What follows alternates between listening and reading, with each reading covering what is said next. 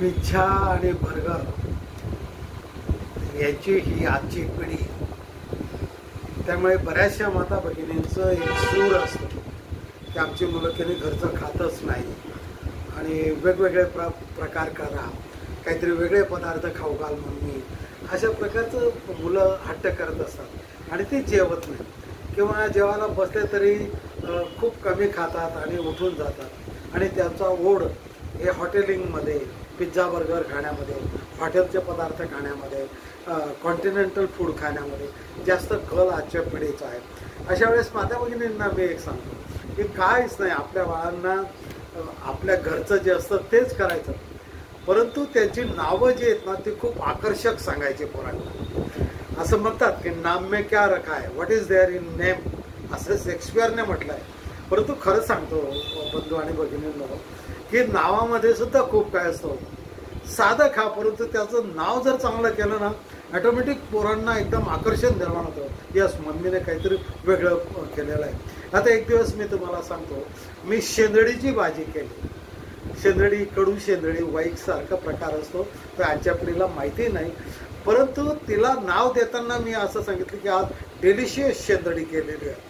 ते डेलिशियस नाव ऐकल्याबरोबर पोरांना असं वाटलं वा, काहीतरी वेगळा पदार्थ आहे आणि त्यांनी अक्षरशः जीभ चाटेपर्यंत आवडीने तो डेलिशियस शेंदडीचा पदार्थ खाल्ला. मग मी काय करतो, पदार्थ तेच असतात परंतु नावं त्यांना खूप चांगलं देतो. मी आता बघायला सांगितलं तुम्हाला डेलिशियस शेंदडी. मी आमलेटला कॉन्टिनेंटल आमलेट, काहीच नाही, तेच आमलेट असतं, फक्त त्याच्यात थोडंसं डाळीचं पीठ वगैरे टाकलं की ते जरासं चव वेगळी येते आणि पोरं आवडीने खातात. मी एक लिहिलेले येलोशी शिरा. येलोशी शिरा म्हणजे काय, बेसन भाकर, पिवळं पिवळं असं म्हणून त्याला येलो. शिरा म्हणजे शिऱ्यासारखं दिसतं म्हणून येलोशी शिरा, काहीतरी वेगळं नाव, पोरं आनंदाने खातात. आणि अजून एक मी लेख लिहिला होता, chilli water bread. Chilli water bread म्हणजे काहीच नाही, तिखट भाकरी, तिखटमध्ये तेल टाकलेलं ते आणि ते भाकरी, त्याला सुद्धा नाव मी असं कलात्मक दिलं होतं की चिली वॉटर ब्रेड.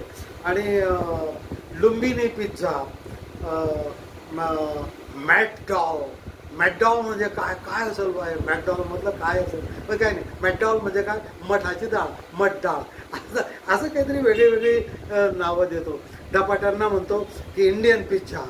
अशी नावं देऊन काहीतरी पोरांमध्ये आकर्षण निर्माण करतो त्या पदार्थाविषयी आणि आकर्षण निर्माण झालं की ऑटोमॅटिक त्यांना ते खाण्याची जिज्ञासा होते आणि मग ते आवडीने खातात. आणि हा जो भगिनींचा प्रश्न आहे तो असा येऊन चुटकेसारखी सुटतो. म्हणून सगळ्यांनी माझं हे वेडंवाकडं तत्त्वज्ञान लक्षात ठेवून आपल्या पोरांना चांगलं भरवावं, घरचं अन्न खावं अशी मी सगळ्यांना विनंती करतो.